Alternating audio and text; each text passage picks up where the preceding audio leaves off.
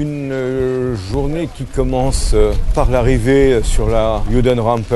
C'est le lieu où sont arrivés les Juifs depuis 1942 jusqu'à mai 1944. À partir de cela, nous allons rejoindre à pied l'intérieur du camp de Birkenau, où nous allons parcourir deux chemins particuliers.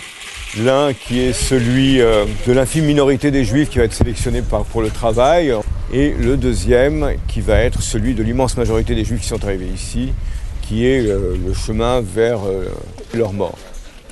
Une fois cela fait, nous visiterons sans doute, si possible, une baraque de femmes.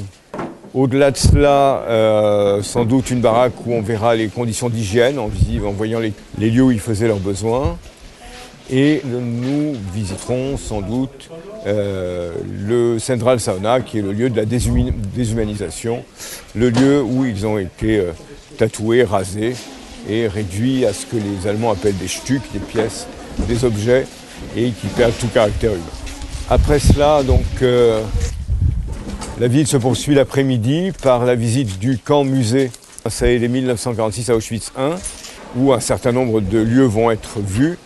Notamment ce qui a été conservé de ces personnes qui ont disparu, notamment un bloc qu'on appelle le bloc 11, qui est le bloc prison, avec un mur d'exécution.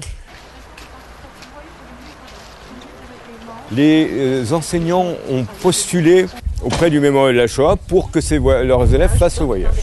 Lorsque leur candidature est retenue, ils vont le faire maturer en classe, puis venir pour une part d'entre eux au Mémorial à Paris pour avoir une formation sur ce sujet en particulier.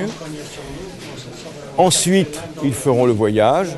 Après encore, ils devront mettre en œuvre et finaliser le projet qui a été commencé plus tôt dans l'année.